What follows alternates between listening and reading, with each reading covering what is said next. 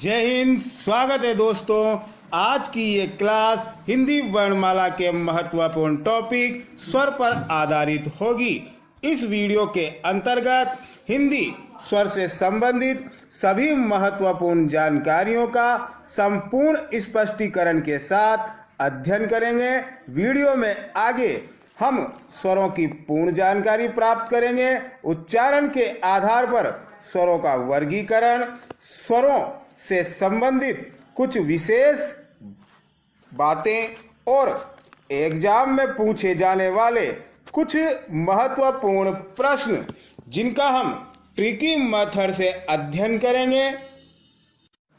तो दोस्तों, वीडियो को पूरा देखें, वीडियो को ज़्यादा से ज़्यादा लाइक करें, शेयर करें, हमारे चैनल को सब्सक्राइब कीजिए और अपना प्यार भरा आशीर्वाद प्रदान करते रहिए। तो आइए दोस्तों, वीडियो को शुरू करते हैं। भाषा के लिखित रूप की पहचान उसके वर्णों से होती है। कुछ भी लिखा हुआ हो तो हम तुरंत पहचान जाते हैं कि हिंदी में लिखा है या संस्कृत में या अंग्रेजी में लिखा हुआ है। वर्णों से भाषा के लिखित रूप को हम पहचान जाते हैं। भाषा के अंतर्गत वर्णों का पूरा समुदाय होता है जो व्यवस्थित क्रम से आता है, यानी वर्णमाला में जो वर्ण जिस क्रम पर आता है वो उस वर्ण का निर्धारित स्थान होता है। जैसे क, ख, ग, घ, ड़, च, छ, ज, झ, ण। ये सभी वर्ण अपने निर्धारित स्थान पर ही आते हैं जो उनका क्रम कहलाता है। तो वर्णों के इसी व्यवस्थित क्रम को हम वर्णमाला के नाम से जानते हैं। दोस्तों, परिभाषा के आधार पर देखिए, वर्णों के समुदाय को वर्णमाला कहते हैं। ऑप्शन में या तो ये आएगा या फिर आपको नजर आ जाएगा कि वर्णों के व्यवस्थित क्रम को वर्णमाला कहते हैं या वर्णों के समुदाय को वर्णमाला कहते हैं। दोनों में से ऑप्शन में जो नजर आए उसके ऊपर आप टिक लगा दीजिएगा।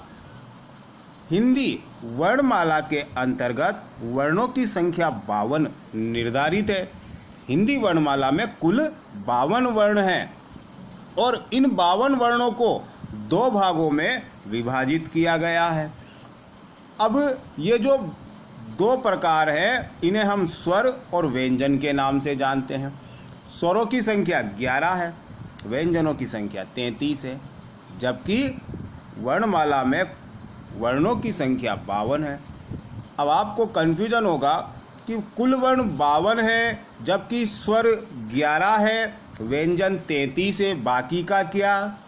तो दोस्तों, इसको स्पष्ट करने के लिए हम अगला जो हमारा वीडियो आएगा व्यंजन, उसमें हम इसको स्पष्ट बताएगा। यहाँ नॉर्मली हम आपको जानकारी दे देते हैं कि हिंदी वर्णमाला में कुल 52 वर्ण हैं। इनको मूल रूप से 2 भागों में बांटा गया है। मूल रूप से पहला स्वर जिनकी संख्या 11 है, दूसरा व्यंजन जिनकी संख्या 33 है। आपसे जहाँ पर भी पूछा जाए कि व्यंजन कितने हैं तो आपको 33 ही बताने हैं। स्वर पूछे जाए कितने हैं तो 11 ही बताने हैं। बाकी जो वर्ण हैं उनको भी हम व्यंजन मानकर ही अध्ययन करते हैं, यानी स्वर 11 ही होंगे लेकिन बाकी जो वर्ण हैं उनको हम व्यंजन मानकर अध्ययन करते हैं। लेकिन व्यंजनों की मूल संख्या यानी मूल व्यंजन 33 हैं। बाकी को हम व्यंजन मानकर अध्ययन करते हैं। आगे बढ़ते हैं दोस्तों। तो इस वीडियो में हम स्वरों का विस्तार से संपूर्ण अध्ययन करेंगे। स्वर परिभाषा देखिए दोस्तों, जिन वर्णों का उच्चारण बिना किसी दूसरे वर्ण की सहायता के होता है उन्हें स्वर कहते हैं। अब इसको आप किसी भी रूप में स्पष्ट कर सकते हो, यानी ऐसे वर्ण जिनका उच्चारण स्वयं होता है, ऐसे वर्ण जो स्वतंत्र रूप से उच्चारित होते हैं, ऐसे वर्ण जो बिना किसी दूसरे की सहायता के बोले जाते हैं, यानी अर्थ स्पष्ट हो जाना चाहिए। परिभाषा के आधार पर ऐसे वर्ण जो बिना किसी दूसरे वर्ण की सहायता के बोले जाए उन्हें स्वर कहते हैं। स्वरों का अर्थ ही यही है दोस्तों, ऐसा अक्षर जो स्वयं उच्चारित होता है उसे हम स्वर कहते हैं। हिंदी वर्णमाला में स्वरों की संख्या 11 निर्धारित है और ये 11 स्वर अ, आ, ई, उ, ऋषि, ए, ओ, ये 11 स्वर हैं जिन्हें अलग अलग भागों में विभाजित किया गया है और अलग अलग भाग जो स्वरों के हैं उन्हें हम 3 नाम से जानते हैं। पहला ह्रस्व स्वर, दूसरा दीर्घ स्वर और तीसरा प्लूत स्वर। ये हिंदी के 3 स्वर हैं और ये 11 स्वर है। इन 11 स्वरों का हम इन्हीं 3 रूपों में अध्ययन करते हैं। तो सबसे पहले हम ह्रस्व स्वर का अध्ययन करते हैं। ह्रस्व स्वर क्या होता है दोस्तों? नाम से स्पष्ट है, ह्रस्व यानी जो छोटा हो। परिभाषा देखिए, ऐसा स्वर जिसके उच्चारण में केवल एक मात्रा का समय लगता है, यानी ह्रस्व स्वरों के उच्चारण में हमें कम दम लगानी पड़ती है, कम ताकत लगानी पड़ती है। आप ऐसा कह सकते हो कि ह्रस्व स्वरों के उच्चारण में केवल एक मात्रा का समय लगता है। और हिंदी में ह्रस्व स्वरों की संख्या 4 है, जो अ, ई, उ, ऋषि है। इन चारों को हम ह्रस्व स्वर के नाम से जानते हैं और इन ह्रस्व स्वरों को हम मूल स्वर भी कहते हैं। मूल स्वर का तात्पर्य क्या होता है दोस्तों? ऐसे स्वर जो मूल रूप से बने हुए होते हैं और बाकी स्वरों का निर्माण इन्हीं मूल स्वरों से हो, तो ह्रस्व स्वर को मूल स्वर कहते हैं और इनकी संख्या 4 है, जो ये है। आगे बढ़ते हैं दोस्तों। दीर्घ स्वर। दीर्घ स्वर क्या होते हैं? नाम से स्पष्ट है, दीर्घ यानी बड़ा। तो जो बड़ा होगा, ह्रस्व छोटा था, ह्रस्व में एक मात्रा का समय लगा था, तो ये बड़ा है तो इसमें 2 मात्रा के बराबर का समय लगता है। परिभाषा देखिए, इन स्वरों के उच्चारण में ह्रस्व स्वर से दुगना यानी 2 मात्राओं के बराबर का समय लगता है। और हिंदी वर्णमाला की बात कही जाए तो इसमें दीर्घ स्वरों की संख्या 7 है। आ, ई, उ, ए, ओ। ये हिंदी वर्णमाला के 7 दीर्घ स्वर हैं। प्रथम 3 दीर्घ स्वरों की बात की जाए तो अ में जब अ मिला दिया जाता है तो आ का निर्माण हो जाता है। इसी प्रकार से ई का निर्माण होगा और इसी प्रकार से बड़े ऊ का निर्माण होगा। बाकी 4 दीर्घ स्वरों का निर्माण किस प्रकार होता है वो हम आगे देखते हैं। प्रथम 3 दीर्घ स्वरों का निर्माण ह्रस्व स्वर में एक मात्रा बढ़ा देने मात्र से होता है। जैसे मैंने बताया था, अ में जब अ मिलता है तो आ हो जाता है। ई में जब ई जुड़ेगा तो बड़ा ई हो जाएगा। उ में उ जुड़ेगा तो बड़ा उ हो जाएगा। बाकी के जो 4 दीर्घ स्वर हैं उनका निर्माण 2 अलग अलग मूल स्वरों से मिलकर के होता है। देखिए दोस्तों, अ के निर्माण के लिए अ में ई को मिलाया जाता है तब ए बन जाता है। इस ए को जब अ में मिलाया जाता है तो बड़ा ए बन जाता है। इसी प्रकार से ओ के निर्माण के लिए अ में उ को मिलाया जाता है और जब ये ओ अ में मिलाया जाता है तो बड़ा ओ बन जाता है। इस प्रकार से दीर्घ स्वरों की रचना होती है। प्लूत स्वर। प्लूत स्वर दोस्तों, प्लूत स्वर कोई वर्ण विशेष नहीं है, लेकिन जब हम स्वरों का उच्चारण करते हैं, ह्रस्व स्वर में देखा आपने 1 मात्रा का समय लगा, दीर्घ स्वर में 2 का लगा। जैसे हमने बोला अ, 1 मात्रा का समय लगा। जब हम बोलते हैं ओ तो 2 मात्रा का समय लगा। लेकिन कभी कभी जब हम किसी को दूर से पुकारते हैं तो अंतिम वाले स्वर को खींच कर लंबा कर देते हैं। जैसे कि ओम, तो ओ की ध्वनि को हमने थोड़ा और देर तक खींचा तो हम ऐसा मान लेते हैं कि इसमें 3 मात्रा के बराबर का समय लगा। 3 मात्रा के बराबर समय लगा यानी इसको हमने नया नाम दे दिया प्लूत स्वर। इसका कोई वर्ण नहीं है, लेकिन उच्चारण के आधार पर यह नामकरण हुआ है। ह्रस्व में 1 मात्रा का समय, दीर्घ में 2 मात्रा का समय, प्लूत में 3 मात्रा का समय। इसकी परिभाषा देखिए दोस्तों, इसके उच्चारण में 2 से अधिक मात्रा का समय लगता है। यानी जब हम स्वर को थोड़ा लंबा खींचकर बोलते हैं तो थोड़े अधिक समय तक बोला जाता है, इसलिए 2 से अधिक मात्रा का समय लगा। और ऐसा हम करते क्यों हैं? जब किसी को दूर से पुकारते हैं तो अंतिम वाला जो स्वर होता है उसे थोड़ा खींचकर लंबा कर दिया जाता है, और प्लूत स्वरों को हम मानते हैं कि 3 मात्रा के बराबर समय लगता है, इसलिए 3 के अंक के चिन्ह का प्रयोग किया जाता है। इसमें देखिए ओम, ओ के साथ 3 का चिन्ह लगा हुआ है। ये 3 का चिन्ह जो ओ के साथ जुड़ा हुआ है ये प्लूत स्वर को दर्शाता है। यही प्लूत स्वर है दोस्तों। आगे बढ़ते हैं। उच्चारण के आधार पर हम स्वरों का वर्गीकरण करते हैं। मुख अवयव के आधार पर, यानी हमारे जो मुख अवयव हैं, कंठ, तालु, मूर्धा, ओष्ठ, नासिका, कंठोष्ठ, कंठ, तालु, इनके आधार पर कौन सा स्वर मुख के कौन से भाग से उच्चारित होता है, यानी उच्चारण के आधार पर स्वरों का वर्गीकरण।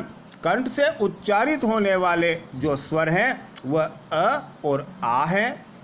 तालु से उच्चारित होने वाले स्वर ई और ई है। मूर्धा से उच्चारित होने वाला ऋषि है। इसी प्रकार से ओष्ठ से छोटा ऊ बड़ा ऊ है। कंठ तालु, गौर से देखिए दोस्तों, कंठ तालु से ए और ए का उच्चारण होता है। अब ए का निर्माण कैसे हुआ था? आपने देखा होगा अ प्लस ई से मिलकर के हुआ है। अ का उच्चारण स्थान कंठ है, ई का उच्चारण स्थान तालु है, दोनों से मिलकर बना, इसलिए ए का उच्चारण स्थान कंठ तालु हो जाएगा। इसी प्रकार से कंठोष्ठ में छोटा ओ बड़ा ओ है। अब ओ का निर्माण अ और ऊ से मिलकर के हुआ है। अ का उच्चारण स्थान कंठ और ऊ का उच्चारण स्थान ओष्ठ, तो दोनों से मिलकर ओ और औ का निर्माण हुआ है, इसलिए ओ का उच्चारण स्थान क्या हो जाएगा? कंठोष्ठ। और अनुस्वार जो है वो नासिका से उच्चारित किया जाता है। और भी विभिन्न आधारों पर हम स्वरों का वर्गीकरण देखते हैं। स्वरों के विभिन्न आधारों पर वर्गीकरण, यानी किन किन आधारों पर हम स्वरों को अलग अलग भागों में विभाजित कर सकते हैं। सबसे पहले हम रचना के आधार पर देखते हैं, यानी स्वरों का निर्माण कैसे हुआ है। स्वरों को हम 2 भागों में बांट सकते हैं, यानी मूल स्वर और दूसरा जो मूल स्वरों से मिलकर के बने हैं, यानी संयुक्त स्वर। तो पहला मूल स्वर देखिए दोस्तों, ऐसे स्वर जिनके उच्चारण के लिए अन्य स्वरों की आवश्यकता नहीं होती उन्हें मूल स्वर कहते हैं। नाम से ही स्पष्ट है, मूल यानी मुख्य, जो इसकी जड़ है स्वरों की। तो मूल स्वर यानी जो स्वयं उच्चारित होते हैं और इनके उच्चारण के लिए अन्य स्वरों की आवश्यकता नहीं ली जाती, इन्हें हम मूल स्वर कहते हैं। हिंदी में ये 4 मूल स्वर हैं और बाकी जो स्वर है उनका निर्माण इन्हीं 4 स्वरों से हुआ है। संयुक्त स्वर के अंतर्गत हम इन चारों को शामिल करते हैं और इनका निर्माण हमने दीर्घ स्वर के अंतर्गत देख लिया। फिर भी आप यहाँ देख सकते हो कि अ का निर्माण अ और ई से हुआ है, बड़े ए का निर्माण अ और ए से हुआ है, ओ का निर्माण अ और ऊ से हुआ है, बड़े ओ का निर्माण अ में ओ मिला देने से हुआ है। इन चारों को हम संधि स्वर या मिश्र स्वर के नाम से भी जानते हैं। ध्यान रखिएगा दोस्तों, इन चारों को हम संयुक्त स्वर, मिश्र स्वर या संधि स्वर भी कहते हैं। इनको हम सिर्फ मूल स्वर कहते हैं, यानी अ, ई, उ, ऋषि ये मूल स्वर हैं और ये बाकी के जो हैं ये संयुक्त स्वर, मिश्र स्वर या संधि स्वर कहलाते हैं।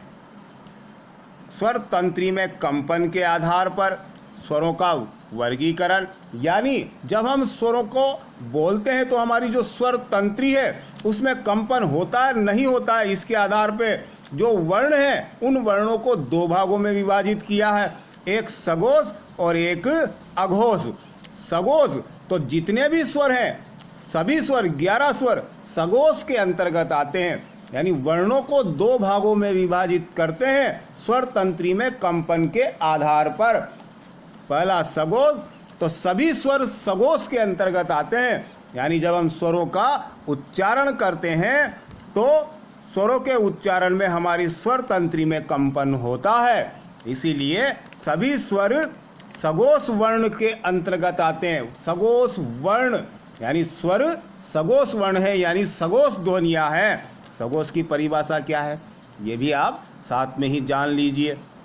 तो जिन वर्णों का उच्चारण स्वर तंत्रियों में कंपन पैदा करता है, यानी हमारी स्वर तंत्रियों में गूंज उत्पन्न होती है। गूंज, ऐसा लगता है जैसे हमारी जो अ ई उ ई इनका उच्चारण करते हैं तो गूंज के साथ ये बाहर निकलते हो, इसलिए इनको सगोष वर्ण कहते हैं। मुख आकृति के आधार पर स्वरों का वर्गीकरण। पहला है समृद्ध स्वर। मुख आकृति यानी कि जब हम स्वरों का उच्चारण करते हैं तो स्वरों के उच्चारण करते समय हमारे मुख का आकार कैसा होता है, उसके आधार पर स्वरों का वर्गीकरण। पहला समृद्ध स्वर। समृद्ध स्वर क्या होता है? इन स्वरों के उच्चारण में हमारा मुख द्वार सकरा हो जाता है, यानी जब हम इन स्वरों को बोलते हैं तो बोलते समय हमारा मुख द्वार सकरा हो जाता है। मुख द्वार यानी मुंह सकरा हो जाता है, सकरा यानी छोटा हो जाता है। इनकी संख्या 5 है। ई उ ऋषि, ये पांचों समृद्ध स्वर कहलाते हैं। अर्ध समृद्ध स्वर यानी समृद्ध स्वर में मुख द्वार सकरा हुआ था, अर्ध समृद्ध स्वर में आधा सकरा हो जाएगा, यानी समृद्ध स्वर में जितना सकरा हुआ, छोटा हुआ, आकार कम हुआ, उससे और भी कम, यानी समृद्ध स्वर से कम सकरा होगा अर्ध समृद्ध स्वर में। और इनकी संख्या 2 है, छोटा ए और छोटा ओ, ये दोनों अर्ध समृद्ध स्वर कहलाते हैं। समृद्ध स्वर में मुख द्वार सकरा, अर्ध समृद्ध स्वर में कम सकरा। ध्यान रखना दोस्तों। आगे विवृत स्वर। विवृत स्वर में उच्चारण में मुख द्वार पूरा खुला रहता है। विव्रत यानी व्रत के आकार का हो जाता है, पूरा खुल जाता है। आ ओ, आप बोलकर देख लीजिए। इनकी संख्या 2 है और ये दोनों विवृत स्वर है। अब विवृत में जितना मुंह खुलता है उसका आधा खुलता है अर्ध विवृत में, यानी विवृत स्वरों में मुख द्वार पूरा खुल जाता है, अर्ध विवृत स्वर में मुख द्वार आधा खुलता है। इनकी संख्या 3 है। अ, बड़ा ए और बड़ा ओ विवृत स्वर, अर्ध विवृत स्वर के अंतर्गत आते हैं। अब दोस्तों एग्जाम में पूछे जाने वाले कुछ महत्वपूर्ण प्रश्न देखिए। निम्न में से स्वर का भेद कौन सा है? अब आपने स्वरों के भेद पढ़े हैं तो आप आसानी से इसका उत्तर जान जाओगे। ह्रस्व स्वर का भेद है, दीर्घ स्वर का भेद है, प्लुत स्वर का भेद है, यानी उपरोक्त सभी इसका आंसर होगा। इसी प्रकार से आगे देखिए, स्वर के कितने भेद होते हैं, यानी स्वर कितने प्रकार के होते हैं। आपने पढ़ा है 1 है, 2 है, 3 है या 4 है। अब आपने अगर आपको ध्यान में है तो आप आसानी से बता दोगे कि स्वर के 3 भेद है, ह्रस्व, दीर्घ और प्लुत, तो इसका उत्तर 3 होगा। अगर 3 ऑप्शन में नहीं है तो फिर आपको 2 के ऊपर टिक लगाना, यानी मूल रूप से 2 ही है, ह्रस्व और दीर्घ। सबसे पहले 3 ऑप्शन में ढूंढना है, नहीं हो तो 2 पे टिक लगाना है, यानी सबसे पहले 3 पर टिक लगाना है, यही इसका सही जवाब होगा। ई का उच्चारण स्थान कौन सा है? ई स्वर है तो ई का उच्चारण स्थान कौन सा है?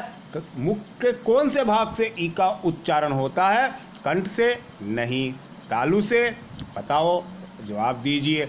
यानी ई का उच्चारण स्थान तालु है, तालु से ई को बोला जाता है। मुर्दा ओष्ठ उच्चारण स्थान ई के नहीं है। स्वरों का पूरा चार्ट देखिए दोस्तों। स्वरों के 3 प्रकार, ह्रस्व, दीर्घ और प्लुत। ह्रस्व स्वर के अंतर्गत हम इन 4 स्वरों को रखते हैं।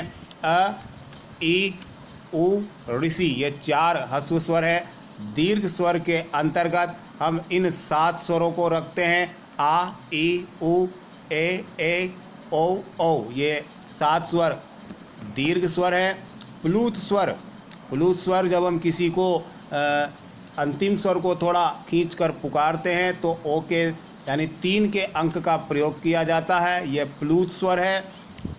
हिंदी वर्णमाला में स्वरों की संख्या 11 है। ये आप ध्यान रखिए दोस्तों, और वीडियो को ज़्यादा से ज़्यादा लाइक कीजिए, शेयर कीजिए, हमारे चैनल को सब्सक्राइब कीजिए।